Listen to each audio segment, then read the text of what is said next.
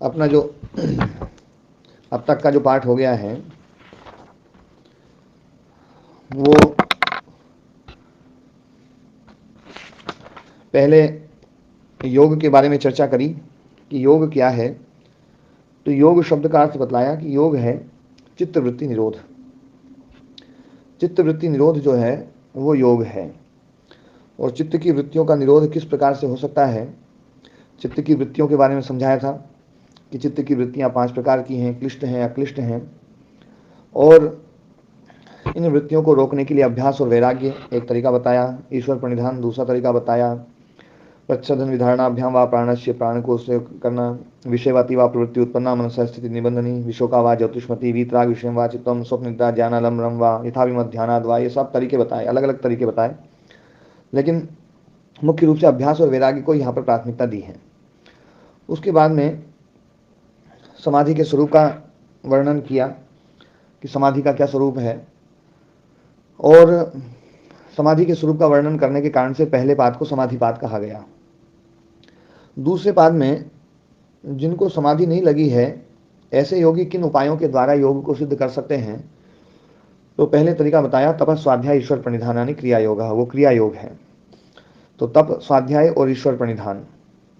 तप का मतलब है संसार में है ना, जो है ना, सुख की अभिलाषा को छोड़ देना, सुख लेने का जो भाव है वो समाप्त कर देना। इंद्रियों के जो विषय हैं, इंद्रियों के विषयों से सुख लेने का भाव समाप्त करना ही तप है। और जो तप है वो वास्तव में बहुत है ना आवश्यक है, क्योंकि हमारी जो वासना है, संस्कार हैं, अविद्या के जो संस्कार हैं वो बहुत जन्म जन्मांतरों के हैं। और इतने प्रगाढ़ जो संस्कार हैं वो बिना तप के द्वारा उनको दूर नहीं किया जा सकता, इसलिए तप आवश्यक है। स्वाध्याय बताया, ओम का जप वो बहुत आवश्यक है। और ईश्वर प्रणिधान, ईश्वर प्रणिधान का मतलब है कि हम कोई भी कर्म करें वो कर्म हम उस परम गुरु को, उस ईश्वर को समर्पित कर दें, कर्तव्य भाव से कर्म करें, आसक्ति रहित होकर के कर्म करें, किसी फल की अपेक्षा रख करके कर्म ना करें, फल की अपेक्षा रहित होकर के कर्म करना, ये ईश्वर प्रणिधान है। और ये जो तप साध्य ईश्वर प्रणिधान है ये हमारे क्लेशों को कमजोर करने में सहायक है, क्लेशों को कमजोर कर देता है। अविद्या, अस्मिता, राग, द्वेष, अभिनिवेश, ये 5 क्लेश हैं और इनमें अविद्या सबसे मूल है। अस्मिता का मतलब है कि हम जो है इस चित्त को और आत्मा को एक समझ करके है ना चलना, ये अस्मिता है। अस्मिता का मतलब जो है कि चित्त और आत्मा को बिल्कुल एक मानना, चित्त और आत्मा को एक मानना ये अस्मिता है। राग जो है, जो है ना सुख और सुख के जो साधन है उनके प्रति जो अभिलाषा है वो है राग। और दुख के साधन जो है उनसे, उनके प्रति जो हिंसा बुद्धि है, द्वेष बुद्धि है, वो है द्वेष, है ना। और मृत्यु का जो भय है, कोई भी भय है पर मृत्यु का भय कि मैं कहीं ऐसा ना हो जाऊं कि मेरी समाप्ति हो जाए, मैं कहीं खत्म ना हो जाऊं, ये है अभिनिवेश। तो ये 5 क्लेश हैं। इन 5 क्लेशों में जो अविद्या है वो मदर क्लेश है, बाकी 4 है अदर क्लेश, है ना, वो उन सबकी जननी है और ये उसके सब बालक हैं। तो तरीका ये भी है कि अविद्या को मार दो तो ये 4 मर जाए, या ये भी तरीका है कि इन 4 को कमजोर कर दो तो माँ कमजोर हो जाए। प्रोसेस चाहे इधर से लो चाहे इधर से लो, है ना, लेकिन वास्तव में प्रोसेस जो है वो इधर से शुरू होगी। हाँ, नहीं, अविद्या को मारने से, इनको कमजोर करने से। ये जो इस पाद में, साधन पाद में जो प्रोसेस है वो प्रोसेस वास्तव में नीचे से ऊपर की ओर है, नीचे से ऊपर की ओर है।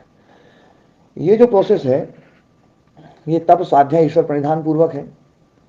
भक्ति मार्ग में तो प्रोसेस इधर से ही चलेगी, अविद्या रहते हुए भी जो है ना धीरे धीरे धीरे धीरे राग खत्म होगा, द्वेष खत्म होगा, है ना, अस्मिता खत्म होगी, अभिनिवेश खत्म होगा।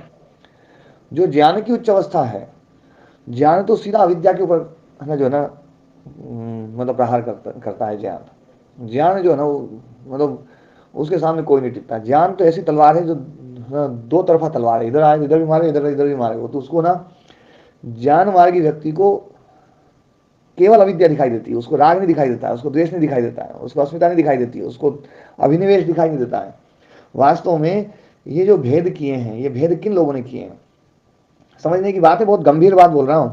ये जो भेद है, ये भेद वास्तव में जो लोग है ना अविद्या को नहीं समझ पा रहे हैं, या अविद्या के परम दुर्गम जो किला है उस किले से जो डर रहे हैं कि सीधा अटैक सही नहीं है, तो वो पहले उसके थोड़े थोड़े खंड खंड करते हैं, अलग अलग करते हैं, छोटे छोटे हिस्से करते हैं। बोले पहले इस पे काबू कर लें अपन, चलो द्वेष को खत्म करें, है ना, राग को धीरे धीरे खत्म करें, या अभिनिवेश को धीरे धीरे खत्म करें, या अस्मिता को धीरे धीरे खत्म करें, भोग जो ना भोग कम करें। तो ऐसे जो ना, तो ये जो धीरे धीरे खत्म करने वाली जो प्रोसेस है, ये साधन पाद में ये प्रोसेस पे जोर दिया गया है कि साधक धीरे धीरे कैसे कर सकता है।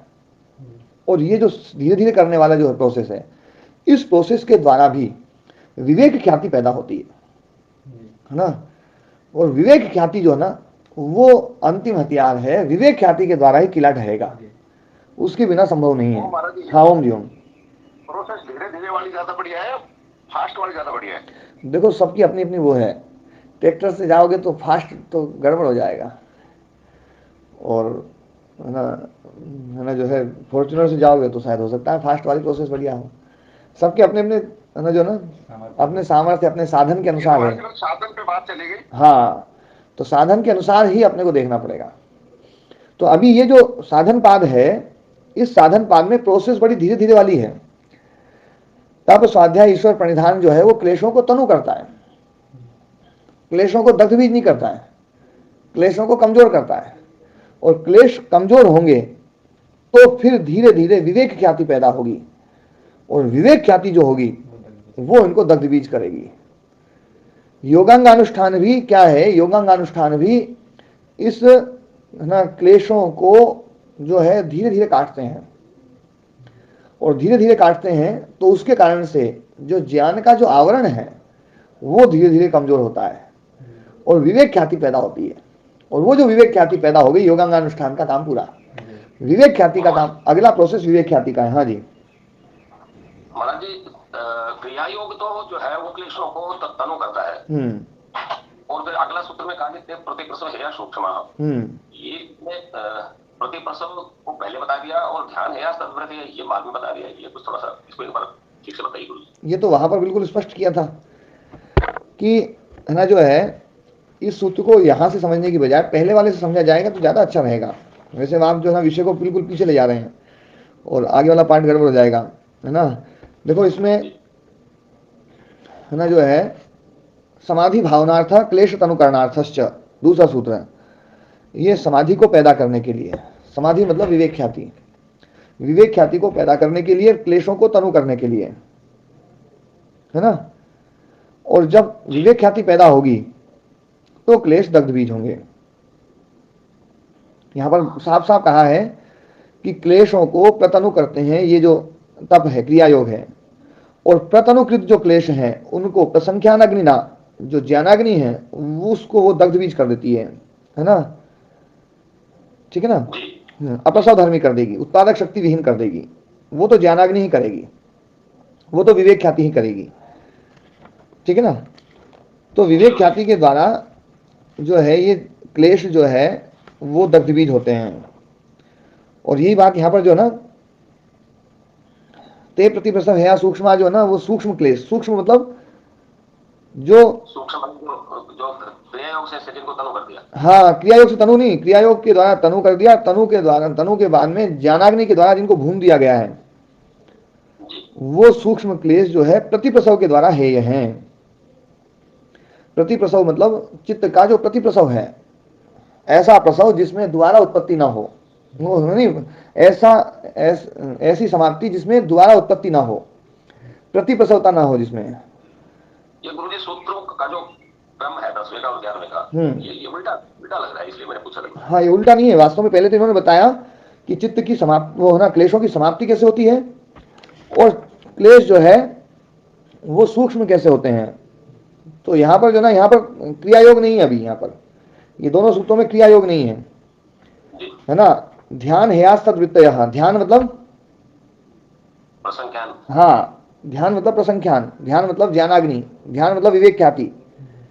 है ना। तो विवेक ख्याति के द्वारा जो ना जो हेय हो गए हैं, है ना, मतलब जो ना जो प्रसंख्यान अग्नि के द्वारा ही जो हेय है, हातव्य है, छोड़ने योग्य है, जब तक प्रसंख्यान अग्नि नहीं होगी जब तक इनमें जो है ना ये मतलब जो है ये बने रहेंगे। प्रसंख्यान अग्नि के द्वारा ये जो है सूक्ष्म कर दिए जाएंगे बिल्कुल एकदम जो है। इसी के सूत्र में देखो ना, यथा च वस्त्राणाम स्थूलो मलः पूर्वम निर्धूयते पश्चात सूक्ष्मो यत्नेन उपायेन च अपनीयते।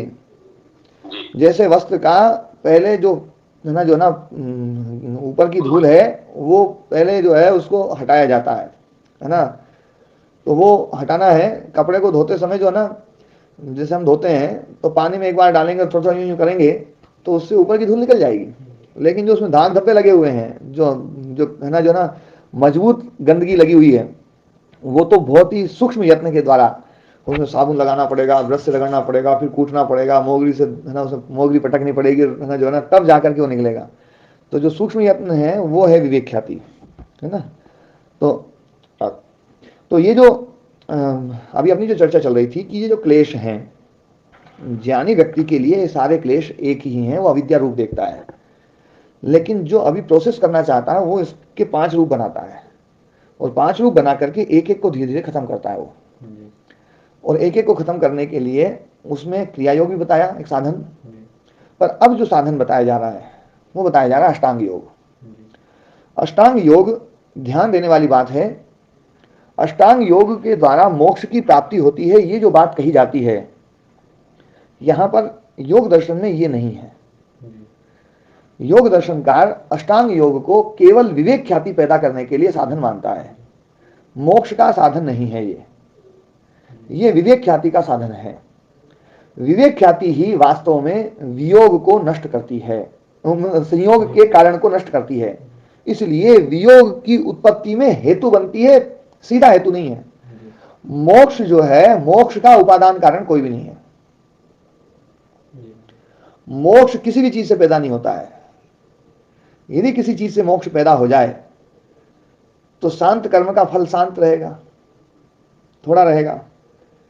इसलिए यहां पर जो है प्रोसेस को बिल्कुल स्पष्ट रूप से समझ लेना। ये बात जो है ना जो मैं बोल रहा हूं, ये बात बोलने वाले लोग थोड़े कम मिलेंगे, कम मिल रहे हैं, क्योंकि योग दर्शन में जब हम ये बात बोलते हैं कि अष्टांग योग के द्वारा ही मुक्ति होती है, तो आगे जाकर के सांख्य और योग के साथ, सांख्य और वेदांत के साथ में इसका मतभेद हो जाता है। क्योंकि सांख्य तो ज्ञान से ही मुक्ति मानता है। परंपरा से तो कारण है ना संयोग, परंपरा से तो सब चीज कारण है, लेकिन सीधा कारण जो जब मानते हैं ना कि सीधा कारण जो है ना, जैसे अपन बोलते हैं कि गोमुख जाना है तो कहां से जाए, बोले गो है ना गंगोत्री से गोमुख है। वैसे तो केरल से भी गोमुख का रास्ता है क्यों जी, जहां है वहीं से तो यात्रा प्रारंभ हो ना। जैसे ऋषिकेश जाते बोले ऋषिकेश हरिद्वार से ऋषिकेश जाना है बोले,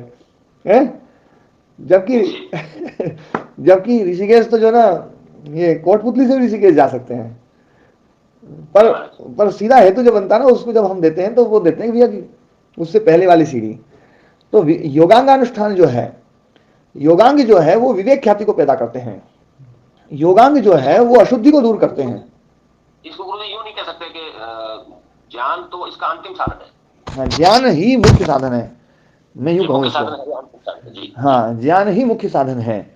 और ये जो जितनी भी चीजें हैं, चाहे क्रिया योग है, चाहे प्राणायाम है, चाहे है ना ध्यान है, चाहे आसन है, ये सब जो है ये सारे के सारे केवल और केवल ज्ञान की उत्पत्ति में साधन बनेंगे। ध्यान दो, ज्ञान की उत्पत्ति में जो बाधक है वो क्या है? ज्ञान का आवरण, प्रकाश का आवरण। तथा क्षीयते प्रकाशावरणम, है ना। प्राणायाम से क्या होगा? प्रकाश का आवरण समाप्त होगा, है ना। योगांगानुष्ठानात् अशुद्धि क्षय ज्ञान दीप्ति अविवेक ख्याते है ना। योगांगानुष्ठान से अशुद्धि क्षय, अशुद्धि क्षय मतलब जो प्रकाश का आवरण उसका क्षय होगा, वो दूर होगा। हाँ जी। एक बार यदि आप पूरा सुन लेंगे ना, कोई प्रश्न आता है तो उसको लिखेंगे तो ज्यादा अच्छा रहेगा, है ना। हाँ, थोड़ा सा विषय को लिख लीजिएगा, फिर उसके बाद में सारे विषय में एक साथ लूंगा। तो योगांगानुष्ठान जो है वो अशुद्धि के क्षय में, अशुद्धि को दूर करने में निमित्त बनता है। ध्यान देने वाली बात है यहाँ योगांगानुष्ठान को दो चीजों का कारण माना गया है, अशुद्धि की निवृत्ति का कारण और ज्ञान की उत्पत्ति का कारण, है ना, ज्ञान की प्राप्ति का कारण। क्योंकि अशुद्धि समाप्त होगी तो ज्ञान की प्राप्ति होगी। ये दो चीजें जो ना यहाँ पर ली गई हैं। इसलिए ध्यान देने वाली बात है, मैं जो इस बात को समझाना चाह रहा हूं कि ज्ञान मार्ग, ये जो दर्शन है, ये दर्शन ज्ञान मार्ग को खत्म नहीं करता है। जो लोग इस दर्शन को केवल अष्टांग योग में सीमित कर देते हैं या इस दर्शन को केवल क्रिया योग में सीमित कर देते हैं, वो लोग इस दर्शन को ना जो है एक सीढ़ी नीचे लाके खड़ा कर देते हैं। एक है ना, मतलब सांख्य दर्शन से नीचे हो गया ये, इसको कर्म योग बना लेते हैं, इसको भक्ति योग बना देते हैं, है ना। जबकि ये जो दर्शन है, ये दर्शन शुद्ध रूप से ज्ञानात्मक दर्शन है और ये वास्तव में विशेष है। ये उस ज्ञान की प्रोसेस भी बताता है कि उस ज्ञान की प्रोसेस कैसे है। इसलिए इसको सबसे बड़ा बल माना गया है। नास्ति योगा समम बलम, योग के समान कोई बल नहीं है ना। क्यों योग के समान बल क्यों नहीं? क्योंकि ये प्रोसेस के ऊपर भी जोर दे रहा है। केवल प्रोसेस पे यदि हम चले जाएं तो हम योग दर्शन के साथ में, पतंजलि ऋषि के साथ में पूर्ण न्याय नहीं करेंगे, है ना। ये दर्शन वास्तव में ज्ञान की बात करता है। जब भी मुक्ति की बात आएगी, भैया मुक्ति किससे होगी? तो विवेक ख्याति से। वहां योगांगानुष्ठान नहीं कहा है, विवेक ख्याति से। और विवेक ख्याति भी कैसी होनी चाहिए? निरविप्लवा, बिल्कुल अखंडित, खंडित न होने वाली, है ना, जो सुदृढ़ है। वो विवेक ख्याति जो है वो ही, है ना, मुक्ति में साधन बनती है। हाँ, विवेक ख्याति के लिए और साधन बन सकते हैं। तो विवेक ख्याति में साधन बनाया पहले क्रिया योग को। यहां पर अब ये बात बताई जा रही है कि ये सारे जो है ना कि मुक्ति में साधन है विवेक ख्याति। तो जो विवेक ख्याति है वो बिना साधन के कैसे सिद्ध होगी? विवेक ख्याति अपने आप में साधन है, पर विवेक ख्याति भी साध्य को, विवेक ख्याति को भी सिद्ध करना है, तो बिना साधन के कैसे होगी? तो उसके कुछ साधन तो बताओ। तो महर्षि पतंजलि ऋषि इस सूत्र को प्रवृत्त कर रहे हैं और यहां से जो है अष्टांग योग की का प्रारंभ हो रहा है, अष्टांग योग शुरू हो रहा है। और इसमें जो है इसकी सबसे पहले भूमिका बताते हैं। सिद्धा भवती विवेक ख्याति हानोपाय, है ना। विवेक ख्याति जो है हान के उपाय में, हाँ, मुक्ति के उपाय, मुक्ति का जो उपाय है उसके रूप में सिद्ध है। मुक्ति का उपाय विवेक ख्याति ही है, ये सिद्ध है। ये बात बिल्कुल सत्य है, स्पष्ट हो गई। पर न च सिद्धि अंतरेण साधनम इति एतद आरभ्यते, लेकिन कोई भी सिद्धि बिना साधन के सिद्ध नहीं होती है। विवेक ख्याति एक सिद्धि है और विवेक ख्याति इस योग दर्शन की सबसे बड़ी सिद्धि है। विवेक ख्याति, ध्यान देने वाली बात है, इस योग दर्शन की सबसे बड़ी सिद्धि यह विवेक ख्याति। और वो विवेक ख्याति बिना साधनों के कैसे सिद्ध होगी? तो उसके लिए साधन बताए जाएं।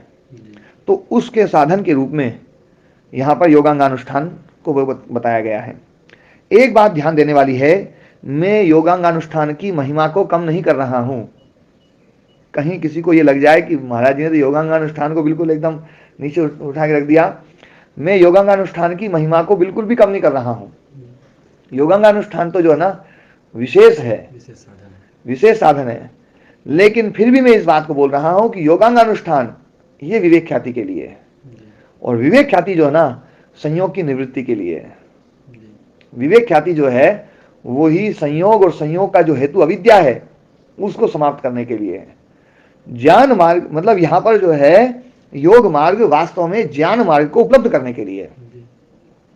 इसलिए चाहे भक्ति मार्ग हो चाहे और कोई सा मार्ग हो, सारे के सारे मार्ग ज्ञान मार्ग में जाकर के मिलेंगे, है ना। हाँ, सारे के सारे मिलकर के उस ज्ञान मार्ग में जाकर के मिल जाएंगे और ज्ञान मार्ग ही अंतिम साधन है। ज्ञाना नित्यना मुक्ति ही, ज्ञाना देवतु कैवल्यम, है ना। तो विवेक ख्याति जो निरविप्लवा विवेक ख्याति है वही हानोपाय है। तो ये बात जो है ना स्पष्ट रूप से हम समझ लें, उसके बाद में हम इस चीज को समझेंगे तो ज्यादा अच्छे से समझ में आएगा। तो हाँ जी, इसमें दयाराम जी अब इसमें कोई प्रश्न हो आपका तो पूछ सकते हैं, फिर अपन आगे बढ़ेंगे।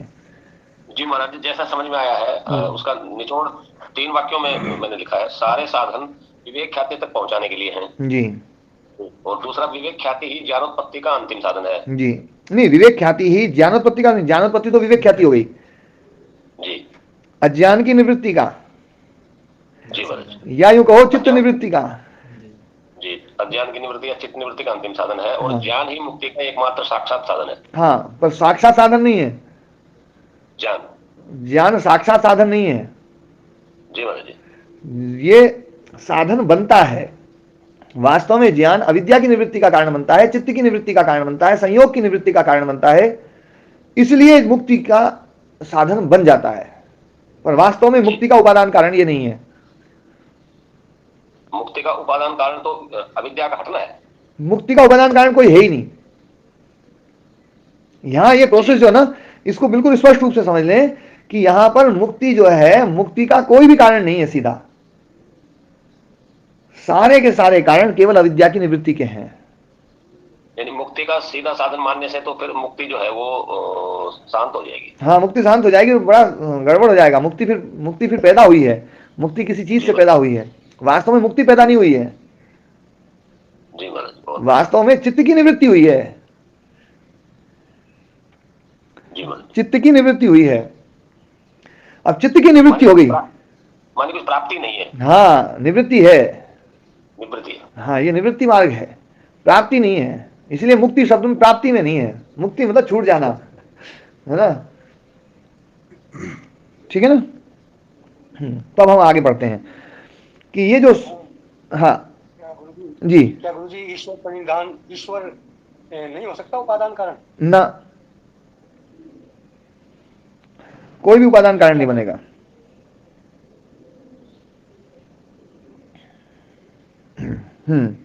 अब यहाँ पर आगे बढ़ते हैं। आदि शंकराचार्य जी जो इतनी कम ही उम्र में बाल अवस्था में इतने बड़े विद्वान हुए हैं, इसके पीछे क्या उनका ये सब सिस्टम था जो योग दर्शन बता रहा है?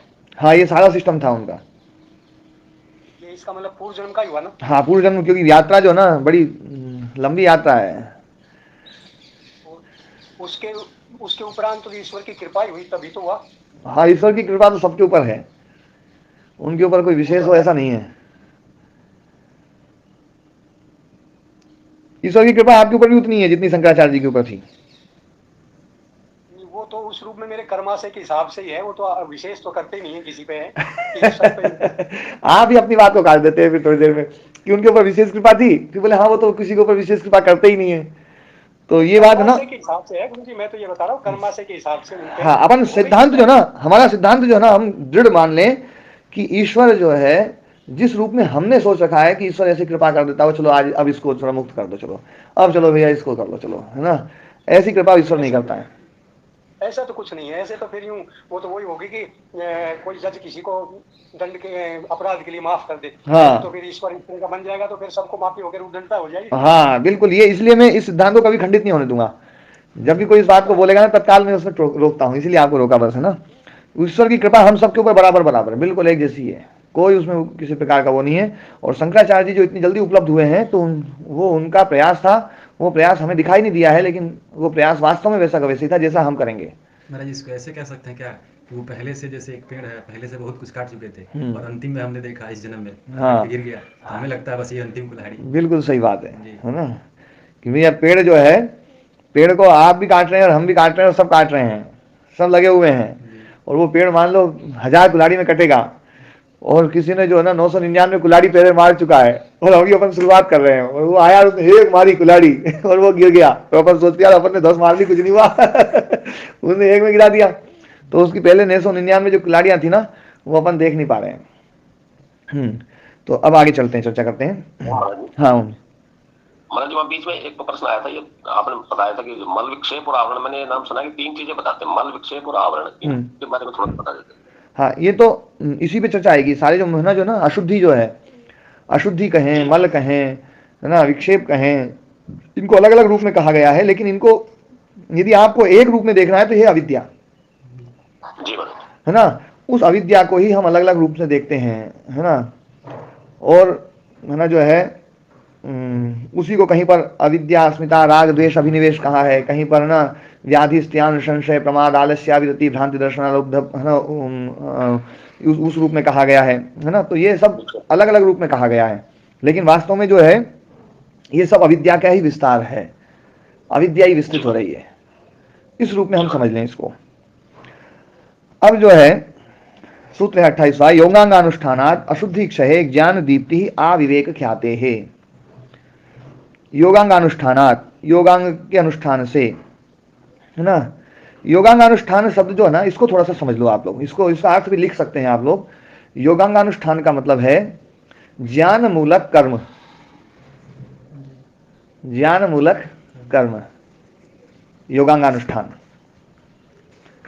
और अशुद्धि को लिख सकते हैं अज्ञान मूलक कर्म। सरल सी व्याख्या कर रहा हूं मैं, बहुत सरल सी व्याख्या है, ज्ञान मूलक कर्म और अज्ञान मूलक कर्म। एक मिनट जरा सा। योगांग मतलब ज्ञान मूलक कर्म। ज्ञान मूलक कर्म जो है ना, वो है योगांग। ध्यान देना, योगांग जो है शब्द, वो केवल ज्ञान के लिए नहीं है। अहिंसा का मतलब अहिंसा का ज्ञान मात्र नहीं है, अहिंसा का आचरण, वो है अहिंसा। सत्य मतलब सत्य का आचरण। तो सत्य का आचरण क्या है? ये ज्ञान मूलक कर्म है। अहिंसा क्या है? ज्ञान मूलक कर्म है। अस्तेय क्या है? ज्ञान मूलक कर्म है। ब्रह्मचर्य, अपरिग्रह, ये क्या है? ये ज्ञान मूलक कर्म है। और इनसे विपरीत क्या है? अज्ञान मूलक कर्म है, वो है अशुद्धि। अशुद्धि वास्तव में अज्ञान मूलक कर्म है। तो ज्ञान मूलक कर्म अज्ञान मूलक कर्म को समाप्त करता है, आवरण को खत्म करता है, उसके क्षय में हेतु बनता है, निमित्त बनता है। तो ज्ञान मूलक कर्म अज्ञान मूलक कर्म को निवृत्त कर देता है, अज्ञान मूलक कर्म के वियोग का कारण बनता है। यह है वियोग कारण। तो योगांग शब्द का बड़ा सरल सा अर्थ है ज्ञान मूलक कर्म, है ना। वो कौन कौन से हो सकते हैं, उनका संकलन महर्षि पतंजलि ऋषि ने किया है, पर वो जो संकलन किया है उन्होंने अपनी दृष्टि से किया है। आप अपनी दृष्टि से इसमें और भी जोड़ सकते हैं, या इतने जो विभाग किए हैं उन विभागों को एक में कर सकते हैं। जैसे हमने अविद्या को, कोई देखता है तो अविद्या को 5 रूपों में देखता है, कोई उसको अविद्या रूप में देखता है, अकेले रूप में, अविद्या रूप में देख सकता है। कोई अहिंसा, सत्य, अस्तेय, ब्रह्मचर्य, अपरिग्रह, इस 5 रूप में देख सकता है। कोई उसको यम रूप में भी देख सकता है, यम रूप में भी देख सकता है ना। और कोई व्यक्ति अहिंसा की भी भेद कर सकता है। अहिंसा के भेद किए जा सकते हैं, नहीं किए जा सकते हैं कि भैया जो ना, एक जो है कर्म में है ना, जो ना अहिंसा, एक है ना वाणी में अहिंसा, एक मन में अहिंसा, तो उसके भी भेद किए जा सकते हैं। तो भेद कितने बढ़ाए जा सकते हैं, भेद कितने भी घटाए जा सकते हैं। महर्षि पतंजलि ऋषि अपने नक्शे के ऊपर ज्यादा जोर नहीं दे रहे हैं कि भैया तुम्हारे हिसाब से तुम और कमरे बनाना चाहो बना सकते हो, है ना। और भी कमरे बनाए जा सकते हैं, कोई दिक्कत नहीं है। तुम्हें ज्यादा कमरे चाहिए ज्यादा बना लो, कम में चाहिए कम बना लो, कोई दिक्कत नहीं है। लेकिन उन्होंने एक दृष्टि दी, एक दृष्टिकोण दिया कि भैया इस दृष्टिकोण से हम इसको कम कर सकते हैं। तो इन्होंने जो है, जो अष्टांग योग जो दिया है, उन्होंने उसके 8 विभाग किए हैं। 8 विभागों में भी अलग अलग विभाग, उप विभाग भी कर दिए हैं समझाने के लिए। पर ये सबको मैं एक ही शब्द में बोलूं तो इसको मैं बोल सकता हूं ज्ञान मूलक कर्म। ऐसे कर्म जिसके मूल में ज्ञान है ना। तो ज्ञान मूलक कर्म है, वो है योगांग। और ज्ञान मूलक कर्म का अनुष्ठान, उसके अनुष्ठान से अशुद्धि क्षय, अज्ञान मूलक कर्म का क्षय होता है। एक बात और समझने की, ये बात जो पहले मैंने समझाई थी पहले पाद में, और बहुत अच्छे से समझाई थी कि अज्ञान ज्ञान को नष्ट कर, ज्ञान अज्ञान को नष्ट करता है। अज्ञान और ज्ञान जो है वो अज्ञान को नष्ट करता है, और अज्ञान ज्ञान के ऊपर आवरण बनता है। ठीक है, ज्ञान अज्ञान को नष्ट करता है, और ज्ञान मूलक कर्म अज्ञान मूलक कर्म को नष्ट करते हैं। और कर्म से पैदा होता है संस्कार।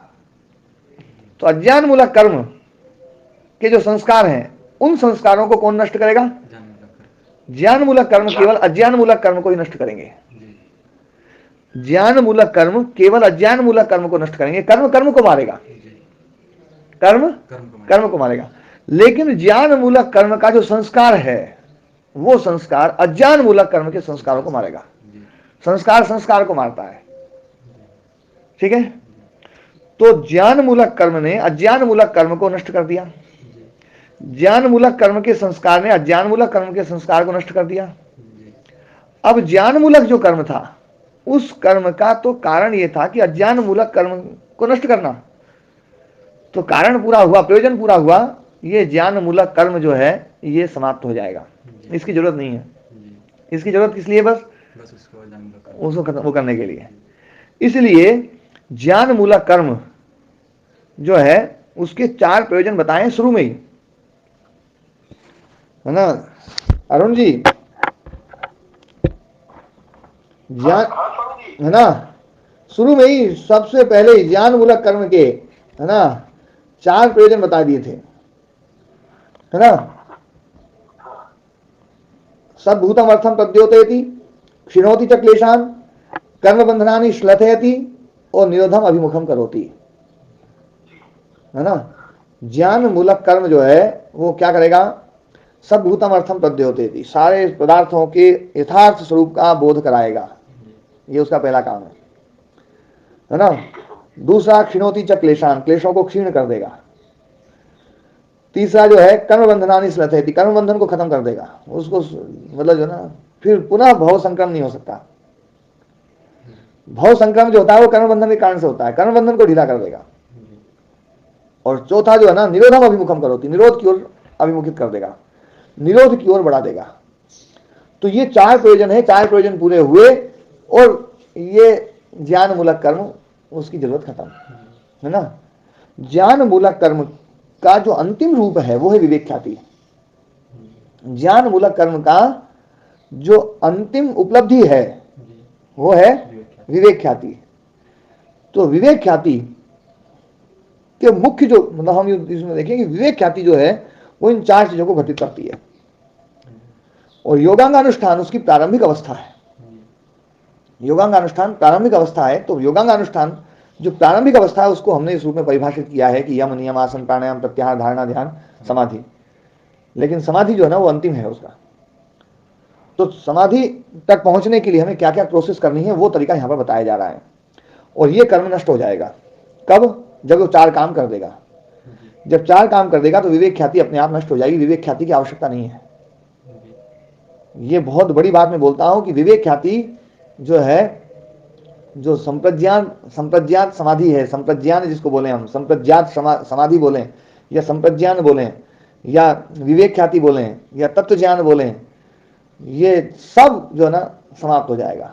क्यों? क्योंकि निरोध की ओर बढ़ा दिया इसने। इसका काम ही है निरोध की तरफ बढ़ा दे। बोले भैया अब हमारा काम खत्म, निरोध में जाओ, असंप्रज्ञात में जाओ, वहां कुछ नहीं ना, कोई ज्ञान नहीं। और उस असंप्रज्ञात समाधि के जो संस्कार हैं वो संस्कार, ये जो ज्ञान वाले जो संस्कार थे, जिसने उन क्लेशों के संस्कारों को, अज्ञान के संस्कारों को नष्ट किया था, किसने किया था नष्ट? ज्ञान मूलक कर्म के संस्कारों ने। उन संस्कारों को वो जो निरोध समाधि के जो संस्कार हैं वो इसको समाप्त करते हैं। इसलिए उस निरोध समाधि में केवल संस्कार शेष रहता है। संस्कार शेषो अन्यः, विराम प्रत्याभ्यास पूर्व संस्कार शेषो अन्यः, ये जो बात कही जाती है वो संस्कार शेष मात्र वहां केवल उस समाधि के संस्कार मात्र रहेंगे। ये बात मैं थोड़ी सी, क्योंकि ये पिछला रिवीजन भी थोड़ा सा करना था, प्रोसेस भी समझानी थी। प्रोसेस समझा करके फिर योगांगानुष्ठान को हम समझेंगे तो ज्यादा अच्छे से समझ में आएगा, है ना। अब इसमें योगांगानुष्ठानात अशुद्धि क्षय, स्पष्ट हो गया होगा कि ज्ञान मूलक कर्म के अनुष्ठान के द्वारा अज्ञान मूलक कर्म का नाश होता है, क्षय होता है ना। उसको हम अशुद्धि शब्द से बोल देते हैं। अशुद्धि क्या है?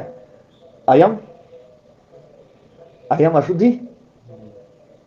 एक है यम, वो है शुद्धि, और अयम, हाँ अयम क्या है?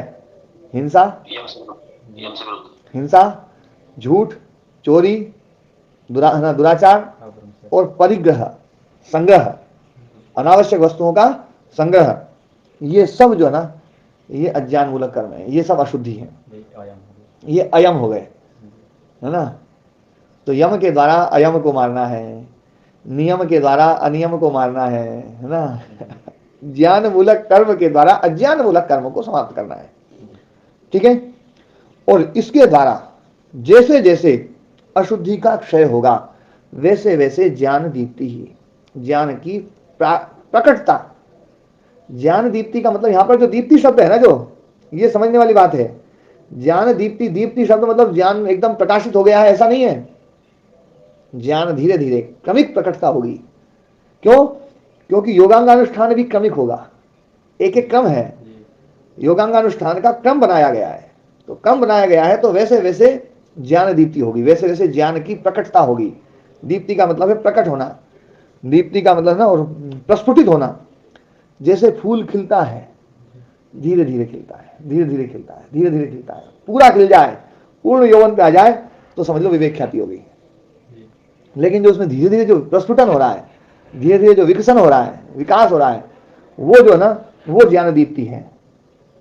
तो ज्ञान दीप्ति ही ये जो है, ज्ञान दीप्ति अविवेक ख्याते है।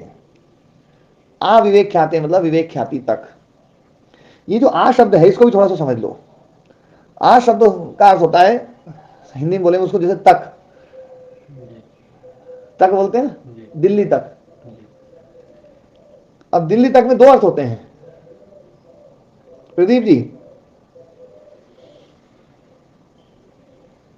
प्रदीप व्यास जी, प्रदीप व्यास जी आज जुड़े नहीं है।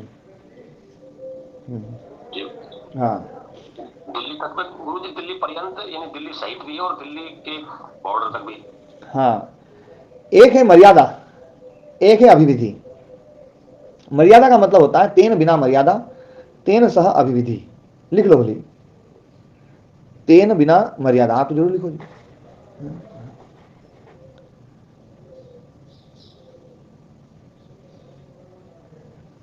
तेन बिना मर्यादा, तेन सह अभिविधि।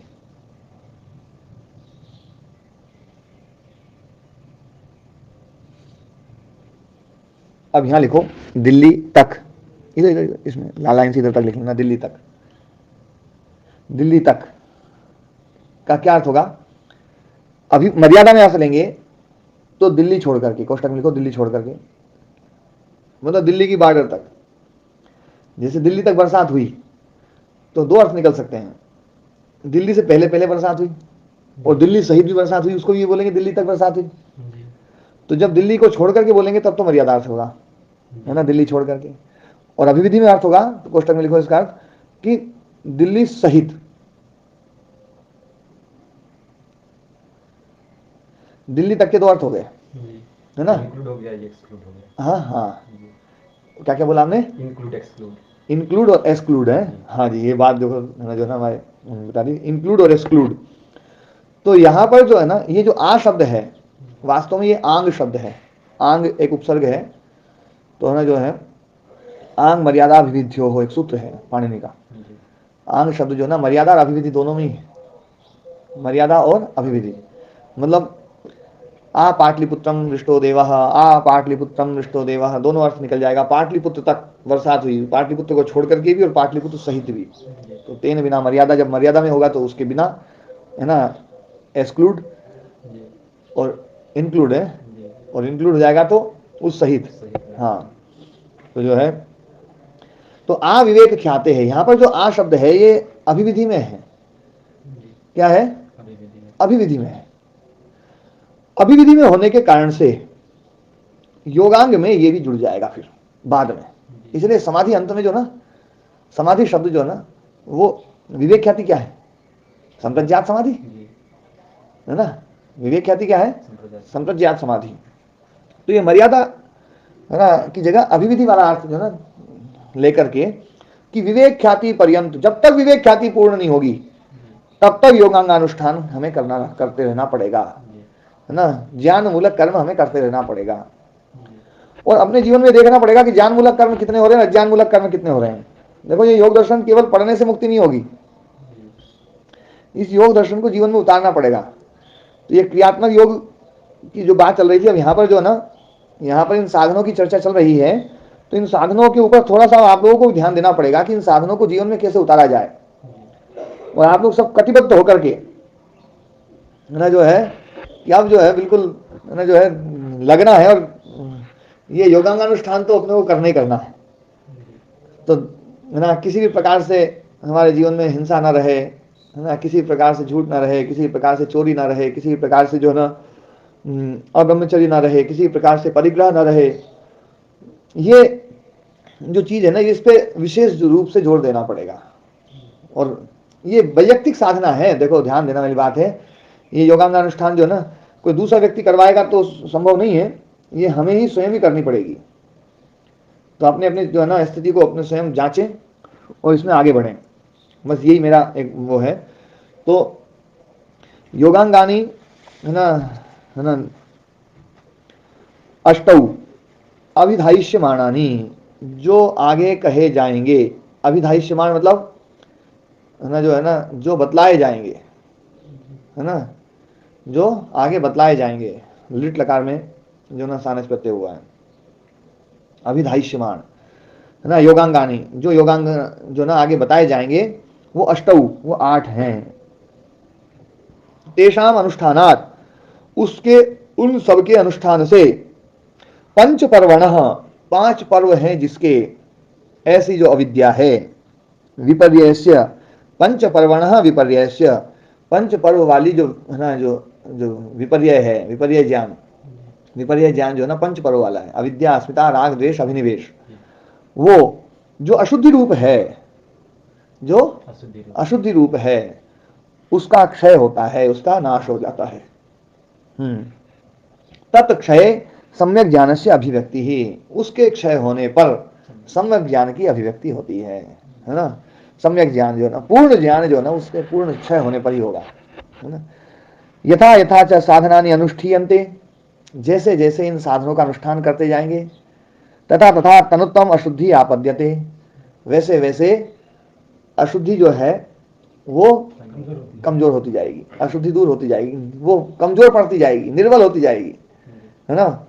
तो वो है ना यथा यथा च क्षीयते तथा तथा क्षय क्रमानुरोधिनी ज्ञानस्यापि दीप्ति विवर्धते, और जैसे जैसे वो क्षीण होगी तो वैसे वैसे क्षय क्रमानुरोधिनी, जो ज्ञान दीप्ति जो है वो क्षय क्रम का अनुरोध करने वाली, जैसे जैसे वो क्षीण होगी वैसे वैसे इसकी दीप्ति बढ़ेगी, है ना। तो वो है ना ज्ञानस्यापि दीप्ति विवर्धते, ज्ञान की जो दीप्ति है वो बढ़ती जाएगी, है ना। सा खल्वेशा विवृद्धि प्रकर्षम अनुभवती अविवेक ख्याते है, विवेक ख्याति तक जो है ना वो पूर्ण रूप से प्रकृष्ट रूप को प्राप्त हो जाती है। उसका जो ना मतलब उसकी तांत भूमिता। हाँ जी, क्षय क्रमानुरोधनी का क्या तात्पर्य? क्षय क्रम का अनुरोध करने वाली, उसके अनुसार बढ़ने वाली, है ना क्षय के क्रम वो जैसे जैसे घटेगी ये वैसे वैसे बढ़ेगी। महाराज जी ज्ञान दीप्ति का ये विशेषण है। हाँ, ज्ञान दीप्ति का विशेषण है ना। दीप्ति का विशेषण यहाँ पर देखो, ज्ञानस्यापि दीप्ति ही, दीप्ति जो है वो क्या है, क्षय क्रमानुरोधिनी, है ना। ज्ञान की जो चमक है ना, ज्ञान की जो चमक है, ज्ञान की जो प्रकटता है वो जैसे जैसे वो क्षीण होंगे वैसे वैसे ही बढ़ेगी। इसको व्युत्क्रमानुपाती है ना। हाँ जी, गणित में इसको व्युत्क्रमानुपाती, हाँ व्युत्क्रमानुपाती है ना, जैसे जैसे वो घटेगा वैसे वैसे ही बढ़ेगा। तराजू में एक पल्ला जैसे जैसे झुकेगा दूसरा वाला वैसे वैसे उठेगा, है ना। तो है ना ये है ना सा खल्वेशा विवृद्धि, और वो जो विवृद्धि है प्रकर्षम अनुभवती अविवेक ख्याते है, विवेक ख्याति पे वो प्रकर्षता को प्राप्त होती है। और विवेक ख्याति इसी वाक्य को दूसरे रूप में कहा गया है, गुण पुरुष स्वरूप विज्ञानार इत्यर्थः, आ गुण पुरुष स्वरूप विज्ञानार इत्यर्थः। अविवेक ख्याते का अर्थ बता दिया। अविवेक ख्याते मतलब आ गुण पुरुष स्वरूप विज्ञानार इत्यर्थः। अविवेक ख्याते में पंचमी, विवेक ख्याते में, विवेक ख्याते में क्या है, हाँ मति का मते है बनता है, तो विवेक ख्याते। और यहाँ पर भी आ गुण स्वरूप विज्ञानात, इसमें पंचमी कर दी, उसका अर्थ किया दिया विवेक ख्याति का विज्ञानात, है ना। तो गुण पुरुष, गुण और पुरुष, गुण मतलब चित्त प्रकृति, चित्त बोले हम, गुण बोले हैं, गुणाधिकार बोले हैं, जड़ बोले हैं, जड़, और पुरुष चेतन, इसकी पृथकता का बोध, है ना। इनके स्वरूपता, इनका स्वरूप पता चल जाए कि ये अलग और ये अलग, है ना। यही है तत्व ज्ञान, यही है विवेक ख्याति, पृथक पृथकता का बोध हो जाए, इनके स्वरूप का बोध हो जाए, तब तक जो है ना हमें योगांगानुष्ठान करना पड़ेगा, और बहुत श्रद्धा पूर्वक इस योगांगानुष्ठानों का पालन करना पड़ेगा। तो आज से ही शुरू कर दो इसमें, अहिंसा सत्यास्तेय ब्रह्मचर्य परिग्रह सोच संतोष तपस्या स्वाध्याय ईश्वर प्रणिधान, है ना, आसन प्राणायाम प्रत्याहार धारणा ध्यान समाधि, ये सब शुरू कर दो। देखो द्वेष को समाप्त करना है, देखो इसमें 5 पर्व है ये, अविद्या अस्मिता राग द्वेष अभिनिवेश। तो सीधे अविद्या को तो बलवान आदमी मारेगा सीधे अविद्या को बलवान आदमी मारेगा। लेकिन जो है ना, हाँ ये ध्यान रखना कि कोई बलवान है नहीं और बलवान अपने आप को समझेगा ना, तो अविद्या तो मरेगी नहीं मरेगी, और ये अस्मिता, राग, द्वेष और अभिनिवेश ये भी नहीं मरेंगे। अपने को कमजोर मान करके बोले भैया अविद्या को बाद में छोड़ेंगे, पहले ये राग द्वेष को देख लें, अपन एक एक को करें। तो द्वेष समाप्त होगा अहिंसा के द्वारा।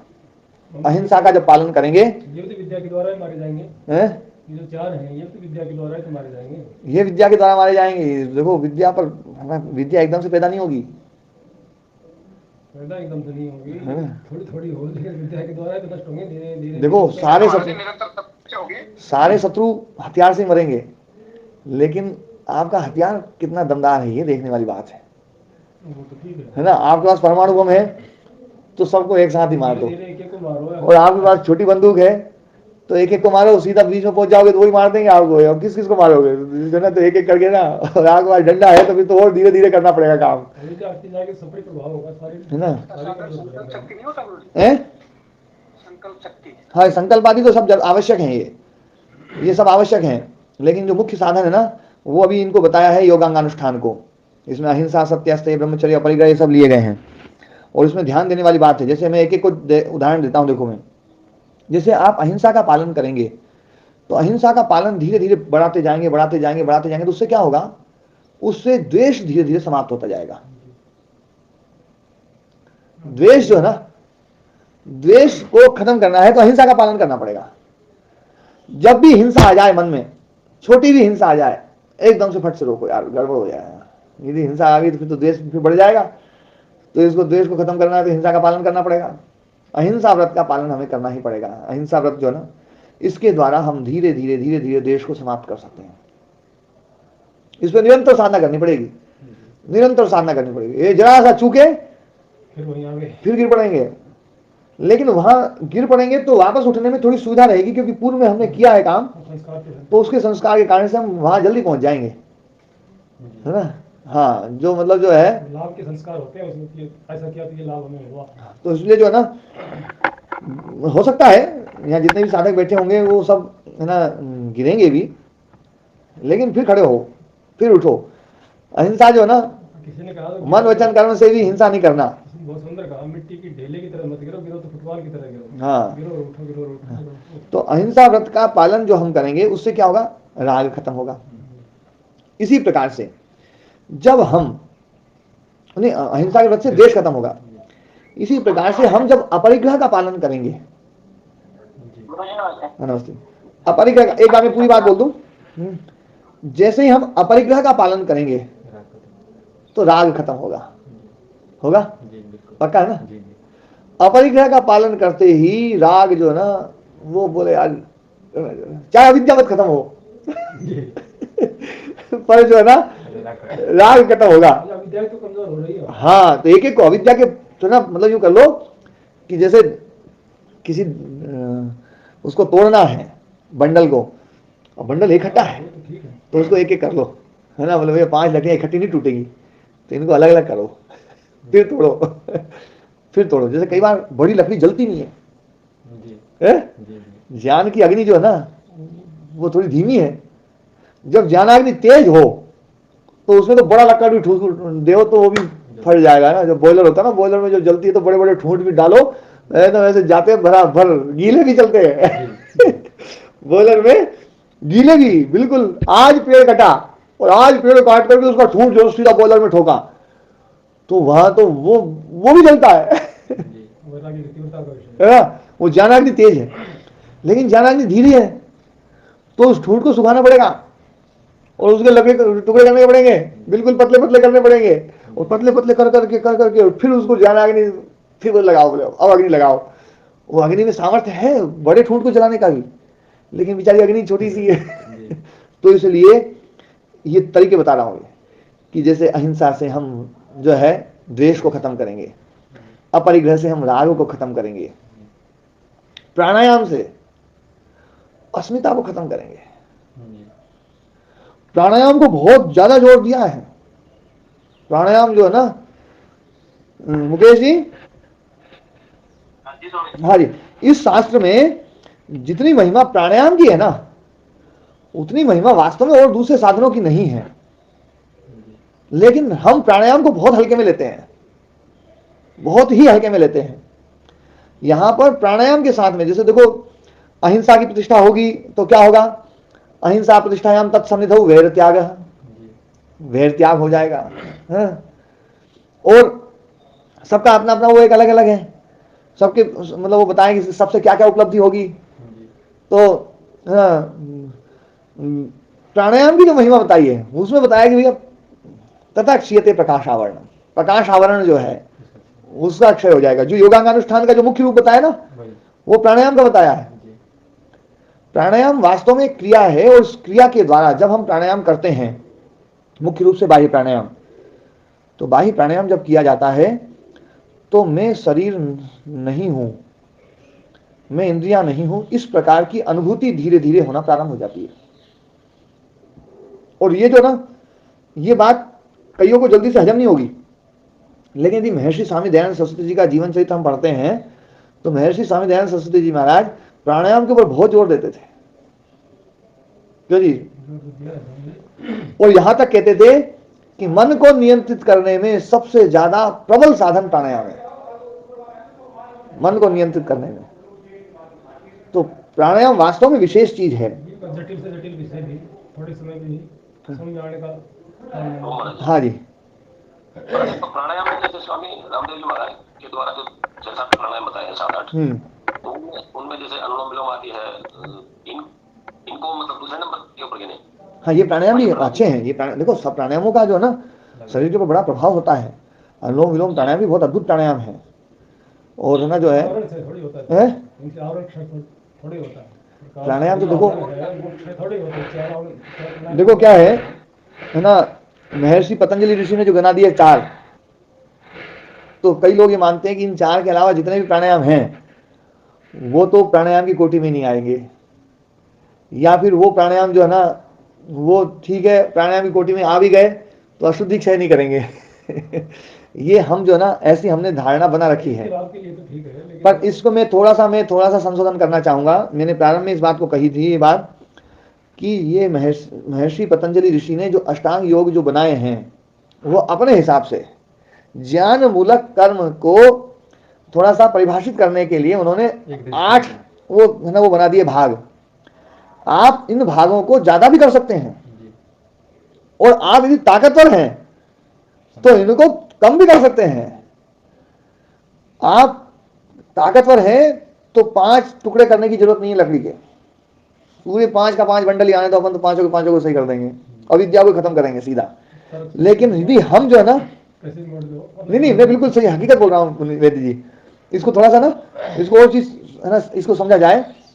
यहां पर इस दर्शन में अशुद्धि की बात जब भी आती है तो अशुद्धि की बात कभी करेंगे तो कभी केवल अविद्या की बात करेंगे, केवल अविद्या। जब विवेक ख्याति की बात करेंगे, आप देखो विवेक ख्याति की बात कर रहे होंगे ना जब, तो विवेक ख्याति में वो केवल अविद्या को लाएंगे, क्योंकि विवेक ख्याति तो बिल्कुल एकदम बॉयलर की अग्नि क्या उससे भयंकर अग्नि है, बिल्कुल एकदम सूरज की अग्नि है कि उसमें सूरज की अग्नि पे ठूंठ क्या पूरा का पूरा हिमाचल पर्वत, हिमालय पर्वत और पूरे के पूरी धरती को वहां पटकोगे ना तो है ना क्षण भर में उसको राख कर सकता है वो, इतनी मतलब उसमें प्रचंड अग्नि है। तो ये बात समझने की है कि ज्ञान की जो तीव्रता है जब वो होगी, तो जब भी तीव्र ज्ञान की चर्चा आती है इस शास्त्र में, आप इसको प्रकरणों को आप पढ़ करके देखो, तीव्र ज्ञान की जब चर्चा आएगी तो केवल और केवल वो अविद्या को उठा के लाएंगे, बाकी चर्चा ही नहीं करेंगे अविद्या को, है ना, कि अविद्या को खत्म कर देगा, है ना। सम्यक ख्याति क्या करेगी, बोले दर्शन अदर्शन को समाप्त कर देगा, अदर्शन को निवृत्त कर देगा। तस्य हेतु अविद्या, और जो है उस अविद्या का की निवृत्ति होगी विवेक ख्याति के द्वारा। वहां केवल अविद्या की बात, अविद्या यूं नहीं कहा कि अविद्या अस्मिता राग द्वेष अभिनिवेश ये 5 हैं, लेकिन जहां पर क्रिया योग की बात आएगी, जहां योगांगानुष्ठान की बात आएगी, जहां इस प्रकार की बात आएगी, वहां आएंगे भैया देखो ये इसके इतने रूप हैं। जहां ईश्वर प्रणिधान की बात आई तो वहां पर बोले भैया कि जो ना मन के जो मेल हैं वो इससे धुलते हैं। बोले कौन कौन से हैं, बोले व्याधि स्त्यान संशय प्रमाद आलस्य विरति भ्रांति दर्शन अनुपलब्ध भूमिकत्व तत्वानि चित्त विक्षेपास्ते अंतराया, है ना। और उसके बाद में 9 में रुके नहीं कि यार 9 में भी मतलब मामला कुछ गड़बड़ हो सकता है, थोड़े से 5 और ले, है ना। क्यों जी दयाराम जी, ऐसे ही है ना, है ना। तो वहां पर 9 भाग में भी किए तो कोई हो गया, 9 भाग किए इस ठूंठ के, लेकिन 9 भाग भी नहीं चले तो बोले इसके और करो, इन 9 में भी एक एक के 5-5 और कर लो, भले इसको और बांट लो ना। तो उसमें जो ना, तो जहां पर कमजोर साधन की चर्चा आती है तो वहां पर अविद्या को भी बांटते हैं। इनकी शैली देखो आप, व्यास मुनि जी की शैली को देखो। और जहां पर साधन प्रबल है वहां पर उसको पूरा इकट्ठा करके बोलते हैं, बोले इकट्ठा ही करके मारो तुम। तो ये शैली जो ना, ये समझने की है, इसको कोई समझाता नहीं है जल्दी से। मैं इस बात पे जोर दे रहा हूं ना कि आप लोगों को इसमें थोड़ी सी तरीका आगे बढ़ने में सुविधा रहेगी कि हम इसको अविद्या को मूल रूप से अविद्या, हम क्या करेंगे यार, अविद्या कैसे खत्म होगी, अविद्या कैसे खत्म होगी, अविद्या को सोचो ही मत। अभी अपन तो देखें भैया कि अपना द्वेष कैसे खत्म होगा, अभी अपन सोचे अपना राग कैसे खत्म होगा, है ना। अभी अपन देखें अपना स्त्यान कैसे खत्म होगा, अपना संशय कैसे खत्म होगा, अपना आलस्य कैसे खत्म होगा, अपना प्रमाद कैसे खत्म होगा, है ना। अपन एक चीज में ज्यादा देर तक रुक नहीं पाते हैं, वो चीज कैसे खत्म होगी। इसको कमजोर कर करके देखो, एक एक चीज को थोड़ा थोड़ा ना, छोटे छोटे पार्ट करके देखो, और पार्ट करके खत्म, मतलब फिर उसको मारोगे ना, तो शायद मेरे हिसाब से अपन आगे ज्यादा जल्दी बढ़ पाएंगे। तो ऐसे ही जब ये चर्चा मैंने करी तो इस बात को मैं जो ना, कि यहाँ पर जो प्राणायाम की जो चर्चा करी है, वो 4 प्राणायाम जो उन्होंने कहा है, तो 4 प्राणायाम शुरू में नहीं कहा इनको, 4 प्राणायाम वहां तो कह दिया केवल प्रच्छर्दन विधारणाभ्याम वा प्राणस्य, है ना, प्रच्छर्दन विधारणाभ्याम वा प्राणस्य, प्रच्छर्दन और विधारण के द्वारा। तो वो और भी तरीके हो सकते हैं, 4 तरीके इन्होंने यहाँ गिना दिए हैं, और भी हो सकते हैं, ऐसा बात नहीं कि वो नहीं होंगे, वो भी हो सकते हैं, हठ योग में तो कई सारे है ना। इनके द्वारा तो लोग राग तो बढ़ रहा है, जो प्राणायाम लोग कर रहे हैं राग तो बढ़ रहा है, नहीं वो पूरी मात्रा में किया जा रहा है। देखो मैं एक बात और भी कहता हूँ कि केवल प्राणायाम के द्वारा ही समाप्त सब कुछ खत्म हो जाएगा, ये संभव नहीं है। साधन माना है आपने कहा है। हाँ, प्राणायाम साधन है, प्राणायाम प्रबल साधन है, प्रबलतम साधन है, लेकिन दूसरी चीजें भी आवश्यक हैं। यम का अनुष्ठान भी आवश्यक है, नियम का अनुष्ठान भी आवश्यक है, आसन का भी अनुष्ठान आवश्यक है, प्राणायाम का भी अनुष्ठान आवश्यक है। और चल एक बात और देखो, इसमें जो है एक क्रम है, योग दर्शन के क्रम में, मैं इसमें थोड़ा सा, मैं विषय कल छेड़ना चाह रहा था, कल परसों में जो ना, पर मैं आज थोड़ा सा इसमें छेड़ता हूँ। मैंने पहले भी इस पर चर्चा करी है, तो जो पुराने साधक होंगे उनको फट याद आ जाएगी ये चर्चा। अहिंसा, सत्य, अस्तेय, ब्रह्मचर्य, अपरिग्रह, इनमें वेद जी सबसे बड़ा कौन है? अहिंसा है? हाँ, पर ध्यान देने वाली बात है, अहिंसा सबसे निचली स्थिति है। हाँ, अपरिग्रह सबसे ऊंची वाली स्थिति है। ध्यान देने वाली बात है, अहिंसा के लिए अपरिग्रह है या अपरिग्रह के लिए अहिंसा है? अपरिग्रह के लिए, अपरिग्रह को समझाने के लिए सारी बात। देखो ध्यान देने वाली बात है, हाँ, आदमी हिंसा क्यों करता है? हिंसा क्यों करता है? परिग्रह का भाव बड़ा है, परिग्रह के कारण से चोरी है, परिग्रह के कारण से चोरना जो ना झूठ है, परिग्रह के कारण से असंयम है, परिग्रह के कारण से हिंसा है। तो परिग्रह को खत्म करना ये सबसे बड़ी साधना है, अपरिग्रह बड़ी साधना है, अहिंसा छोटी साधना है। अहिंसा, अपरिग्रह वास्तव में तो यम जो ना, यम क्या है? अपरिग्रह। यम वास्तव में अपरिग्रह है, छुड़ाने का साधन मात्र कहा है, लेकिन अपरिग्रह पूरा एक साथ नहीं आएगा, इसलिए किया बोले बिल्कुल चलो अहिंसा को करो, अहिंसा में साधना करी, फिर बोला यार झूठ मत बोलो, है ना, फिर बोले चोरी मत करो, है ना, संयम को वो ध्यान रखो, और ये सब चीज होते होते अपरिग्रह हो जाएगा। तो अपरिग्रह बड़ी साधना है। तो ध्यान देने वाली बात है, इसका जो क्रम है ना, इसमें पहला है ना जो ना छोटा, फिर बड़ा, फिर बड़ा, फिर बड़ा, फिर बड़ा, फिर बड़ा, फिर बड़ा। अब इसी में हम देखें यम, नियम, आसन, प्राणायाम, प्रत्याहार, धारणा, ध्यान, समाधि, बड़े कौन से हैं? समाधि बड़ी, समाधि तक पहुंचाने का साधन है, ये समाधि तक पहुंचाने का साधन है।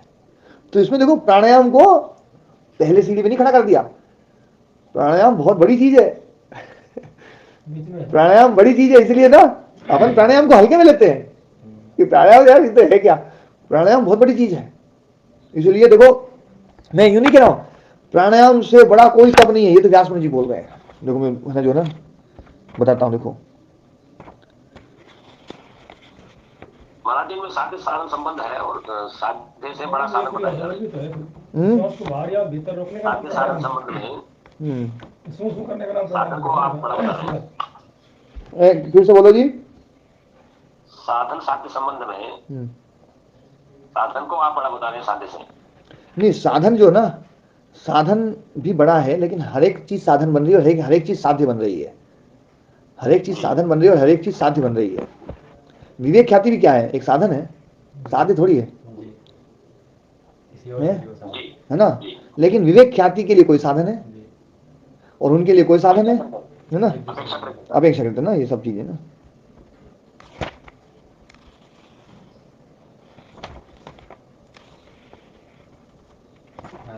प्राणायाम को अरे मनु जी तो जो ना, वो तो प्राणायाम को इतना जोर देते हैं, वो तो ये कहते हैं भैया कोई भी गलती हो जाए ना तो दंड लो, तो दंड में जो ना प्राणायाम जरूर करो। प्राणायाम की बात उन्होंने 6 की कर दी है। भाई मनु जी ने 6 प्राणायाम की बात करी, ऐसा हमारे जो ना जो है क्या नाम है, अरविंद जी बता रहे हैं। हाँ जी, आपने पढ़ा है ना? 6 बताए वहाँ, श्वास को बाहर भीतर रोकने का नाम प्राणायाम है। नहीं वहाँ 6 बताए, नहीं बताए वहाँ? बता रखा है वो तो। बताए 6 बताए मनु जी ने, इन्होंने 4 बताए। सबके अपने अपने नक्शे हैं। रोकने के विभाग है। तो कोई 7 बता दे, कोई 8 बता दे, तो अपने को उसमें चर्चा नहीं पड़ना। रोकने का विभाग है, ये तो विभाग है, बढ़ा ले, कहीं लेना कहीं छोड़ना, है ना? कहीं सीधा ही नहीं, उसको देखो, ये भी जो ना गति को नियंत्रित करना, ये भी वास्तव में रोकना है। भले ही पूरा नहीं रुकी, लेकिन गति धीरे तो हुई। आप 1 मिनट में 15 श्वास कर रहे थे और आपने जो ना अनुलोम विलोम प्राणायाम किया, अनुलोम विलोम प्राणायाम किया, धीरे से श्वास ली, धीरे से छोड़ी, है ना? फिर धीरे से ली और छोड़ी, तो एक प्राणायाम 10 सेकंड में होता है, तो 6 श्वास हुए, तो 6 श्वास हुए, तो मतलब अपन ने ये सोचो कि 1 मिनट में जो जहां 15 हो रहे थे वहां 6 हुए, तो 9 को तो रोक दिया। आप कैसे कह रहे हैं नहीं रोका? 9 तो रोक ही दिया वास्तव में। अब देखो मैं, हाँ जी, जैसे अनुलोम विलोम में थोड़ा सा भेद करके इसी को नाड़ी शोधन प्राणायाम बना दिया जाता है और हाँ, इसी को सूर्य भेद बना दिया जाता है। ये तो देखो क्या है, आप लोग जो ना अभी क्या है, अपन है ना जो चर्चा कर रहे हैं, जो इनकी निंदा कर देते हैं या थोड़ा सा इसको है ना हंसी में उड़ा देते हैं, वो इन प्राणायामों पर अभी पूरा काम नहीं किया है। पूरा काम किया जाए इस पे, तब इस पे टिप्पणी की जाए। मैं अभी इस पे टिप्पणी करने से बच रहा हूँ, मैं इसको बहुत अच्छा नहीं बता रहा हूँ, ये गलत भी नहीं है, मैं इसको बहुत अच्छा बिल्कुल एकदम बिल्कुल वो बता रहा हूँ, ऐसा भी नहीं कह रहा हूँ। जान कैसे रखता है? लेकिन मैंने जो है ना ये बात जरूर बोलूंगा मैं कि इसका मैंने जो ना काफी प्रयोग भी करके देखा है, तो इसका रिजल्ट तो है। अभी प्राणायाम के बारे में पहले बोल दूं, उसके बाद में फिर चर्चा करेंगे अपन। देखो मैंने व्यास मुनि जी का वो वाक्य खोल लिया है, तो सूत्र है ना जो ना साधन पाद का, मतलब दूसरे पाद का 52वां सूत्र। प्राणायाम जो है ये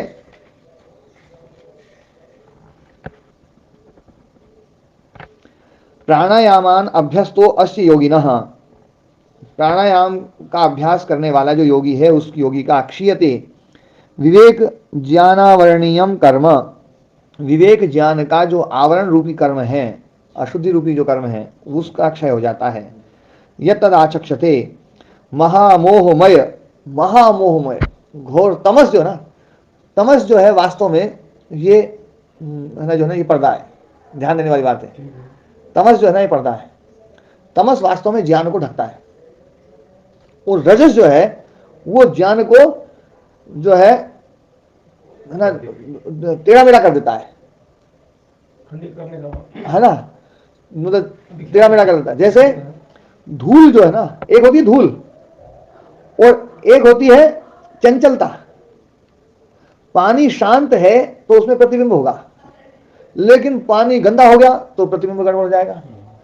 और यदि पानी गंदा नहीं है लेकिन उसमें हलचल है तो भी जो ना प्रतिबिंब सही नहीं दिखेगा।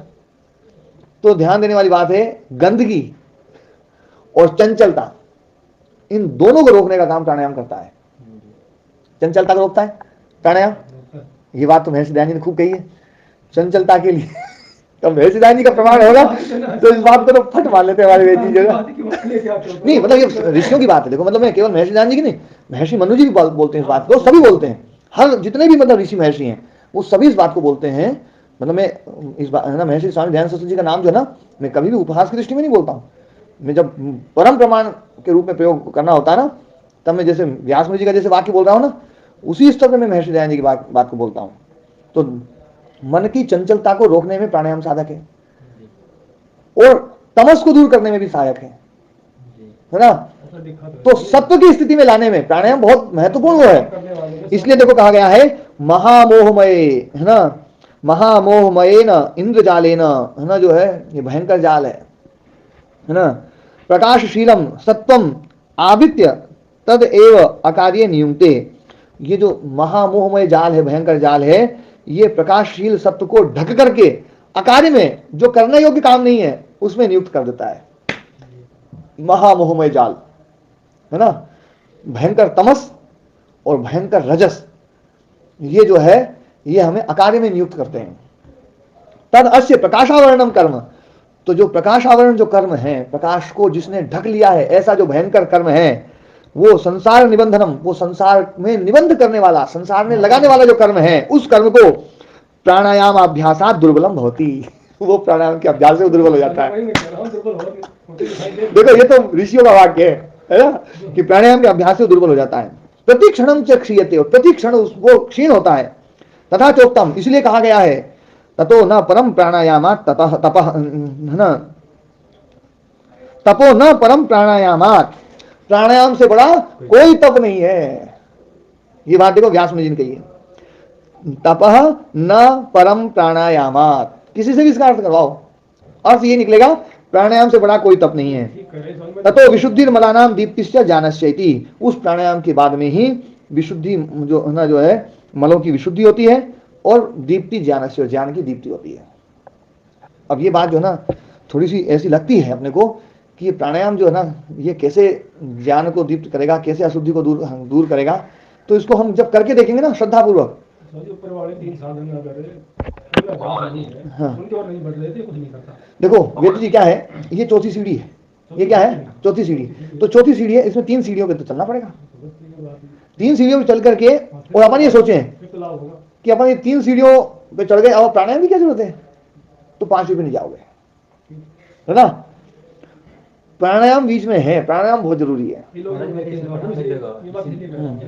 में ही कि प्राणायाम में भी जब तक मन को शून्य नहीं करेंगे तो उसका कोई लाभ नहीं होता है, उसे और चंचलता बढ़ती है। वही मैं थोड़ा ढूंढ रहा था इसमें। तो उसमें ऐसा भी हो सकता है कि प्राणायाम की क्रिया में ही कुछ कमी रह जाती है, इसलिए चंचलता नहीं दूर होती है। देखो क्या है, प्राणायाम से पहले स्थिरता जरूरी है। नहीं, स्थिरता, देखो प्राणायाम से पहले वाली सीढ़ी क्या है, आसन। आसन का मतलब क्या है, शरीर को स्थिर करना या मन को भी स्थिर करना, मन को भी स्थिर करना। और मन को स्थिर करने के लिए बहुत बढ़िया साधन है जप। सबसे बढ़िया साधन क्या है, जप। जप के साथ तप हो, जप के साथ तप हो। तो जप के साथ में तप, तो जप है ओम का और तप है प्राणायाम। तो यदि ओम के जप के साथ में प्राणायाम को किया जाए तो ये प्राणायाम ये विवेक ख्याति की तरफ बढ़ाएगा। और बिना जप के प्राणायाम किया जाएगा तो ये तप जो है, ये तप हमारे शरीर के सामर्थ्य को तो बढ़ाएगा, मन के सामर्थ्य को बढ़ाएगा, लेकिन वो जो सामर्थ्य है, वो सामर्थ्य जैसे है ना योग दर्शन की सिद्धियां हैं, वो सिद्धियां जो है ना विभूतियां, वो विभूतियां कई बार है ना जो है ना दुष्ट व्यक्ति भी उन विभूतियों का लाभ लेते हैं। तो प्राणायाम से जो शक्ति बढ़ेगी, उस शक्ति का उपयोग आदमी दुष्ट काम में भी लगा सकता है ना। इसलिए उससे पहले वाली सीढ़ी वो जो वेद जी बोल रहे ना कि ये 3 भी जरूरी है, तो इसको तो कोई भी नकार नहीं रहा है। प्राणायाम को लेकर के लोग योगी बना रहे हैं, तो ये बात नहीं लग रही है कि मात्र प्राणायाम से योगी बन रहे हैं, ये कैसे संभव है? हाँ नहीं, वो बात, वो ऐसा किसी का भाव नहीं है, वो ऐसा किसी का भाव नहीं है। और देखो वेद जी एक बात और भी है, प्राणायाम से यदि किसी के रोग थोड़े से दूर होते हो तो वो है ना रोग मुक्ति के लिए भी प्राणायाम का उपयोग है ना, आसन का उपयोग कर लिया जाए तो लाभकारी अच्छा है ना। योगी तो नहीं होता, हाँ है ना, कुछ अंशों में तो ही जाएगा थोड़ा। हाँ जी होंगे महाराज जी, मैं 15 साल पहले एक रोग के कारण प्राणायाम से जुड़ा था, स्वामी जी महाराज से जुड़ा था। और मैं नास्तिक व्यक्ति था और बिल्कुल अपक्ष खाता था, सारे उल्टे काम करता था। और मैंने 15 साल से मुझे एक ही बात बताई गई थी कि आप एक पकड़ लीजिए कोई भी, तो मैं प्राणायाम 2-2.5 घंटे रोज अवश्य करता हूँ और स्वाध्याय अवश्य करता हूँ। उसके कारण मेरा सारा जीवन बदल गया। देखो वेद जी, आप बोले थे ना, बोले कि योगी नहीं बनेंगे, देखो ये योगी बन गए योग की तरफ आगे बढ़ गए। और देखो उसमें प्राणायाम अकेला नहीं आएगा, जैसे ही प्राणायाम करेंगे वास्तव में आप धीरे धीरे प्राणायाम से जैसे लाभ मिलेगा, तो प्राणायाम से लाभ मिलेगा तो आपको है ना ऋषि वचनों पर श्रद्धा होनी शुरू हो जाएगी। और ऋषि वचनों पर श्रद्धा होनी शुरू हो जाएगी तो धीरे धीरे अहिंसा, सत्यस्ते, ब्रह्मचर्य, परिग्रह, हाँ विश्वास हो जाएगा फिर। विश्वास नहीं नहीं है महेंद्रगढ़ जिले में ना अच्छे लोगों, बहुत बढ़िया लोगों की गिनती में है जी, मेरी दृष्टि में तो। हाँ नहीं, बहुत अच्छे साधक हैं दयाराम जी जो ना। और जी ठीक है, तो आज ना आज पाठ को ही विराम दें, 7:45 हो गए हैं। अच्छा, कल से पाठ जो ना 6 बजे कर लें तो जी महाराज जी, कल से महाराज जी 5:30 कर लो आपको अनुकूलता हो। ठीक है, तो कल से ना 6 बजे शुरू कर लेंगे अपन, है ना? ठीक है।